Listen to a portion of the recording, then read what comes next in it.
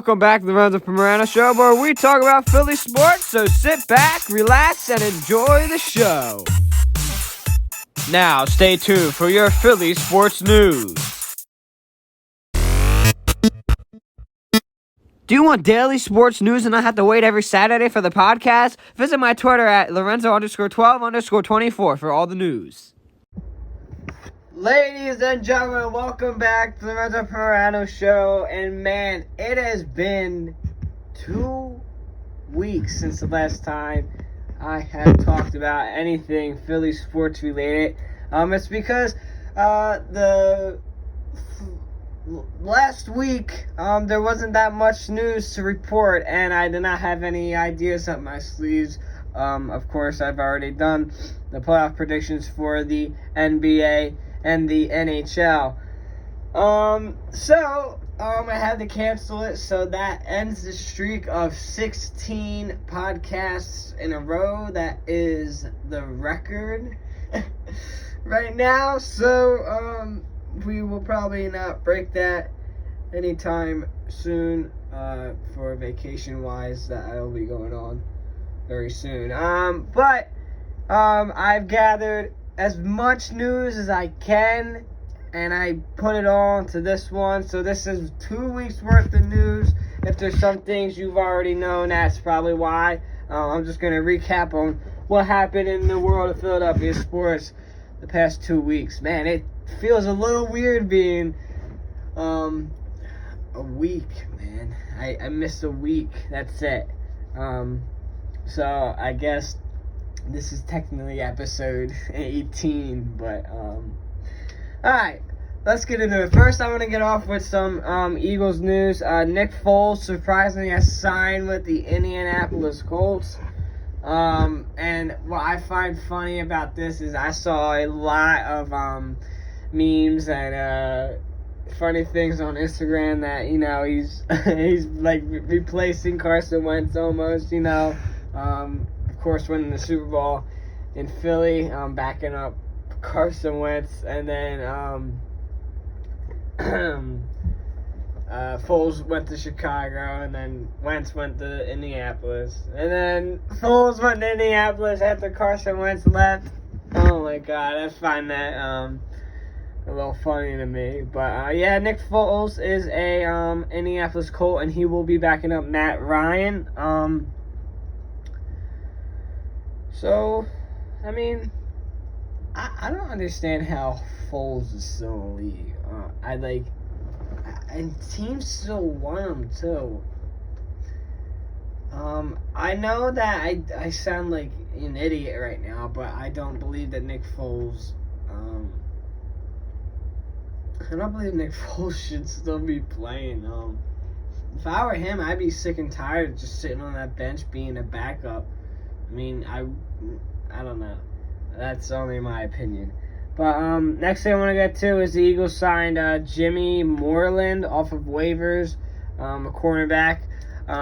Never heard the guy, but I mean, the Eagles have just signed him 2 weeks ago.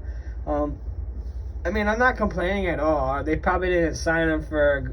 They probably signed him for a decent amount of money, but not a lot, to the point where it's like, yeah, all right. But something sad that happened way earlier in the week.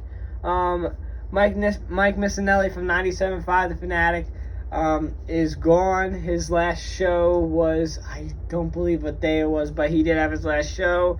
Mike Missanelli is no longer on 97.5 The Fanatic. It was amazing listening to him for 3 years that I've been listening to 97.5 The Fanatic, of course, a very good radio talk show. Hopefully, I can try to beat it on there one day. But good luck to Mike Missanelli wherever he goes. And he, even though sometimes his takes were a little off, I still appreciate what he did on 97.5. Enough for Eagles news. Man, so it's already been 4 minutes, man. This might be another short podcast. I'm telling you this right now. But when the NFL season starts to roll around, that's where a lot of this episode kick in, and of course, hopefully the Phillies can get a wild card spot. But I'm not going to talk about that yet. That's the last segment I'm going to talk about, because the amount of frustration I had. If you don't already follow me on Twitter at Lorenzo _12_24, you would have known that I was very frustrated with the Phils these past 2 weeks, and I will be talking about that at the end of this episode. Next I want to get into is Flyers. Really, only one thing happened, is that the Flyers re-signed Linus Sandin. I have no clue who that is. Probably an AHL player. And right now, Stanley Cup playoffs, right? The Eastern Conference Finals and the Western Conference Finals. New York Rangers taking a 2-0 lead on the Tampa Bay Lightning. The Rangers took the streak away of the Lightning being 18-0 after a loss since 2020 in the playoffs. And as you know, we all know, we don't really want New York to advance, but we don't want Tampa Bay to either, so it's a lose-lose situation in the Eastern Conference. But Colorado and Edmonton, Colorado looking like they're going to take care of business in 4 or 5, unless Connor McDavid and Leon Draisaitl can turn that team around. But if you have Mike Smith in that crease, it's going to be really, really difficult to beat that Colorado Avalanche team. All right. I'm going to go to Sixers news, and then we're going to go to Phillies news. Sixers, one thing happened this week. Embiid did have surgery on his thumb and also his pinky finger. There was actually no word about this on social media. I heard it on 97.5. But yeah, apparently he did get surgery on the thumb, and he got surgery on his pinky finger. I don't know what that was about. I didn't even hesitate to read on it, but I do find that, well, I mean, he probably effed up a lot of things in his hands, so hopefully Embiid has a speedy recovery, can get back into basketball in the offseason, and can try to trust the process one more time. And now we go to the Philadelphia Phillies, where a lot of mixed emotions went on the last 2 weeks. I'm gonna start off with what everyone's happy about, what everyone wanted 3 years ago. Joe Girardi has been fired as the general manager of the Philadelphia Phillies. Everyone is happy. I don't need to express how happy everyone is. Rob Thompson will replace him as general manager.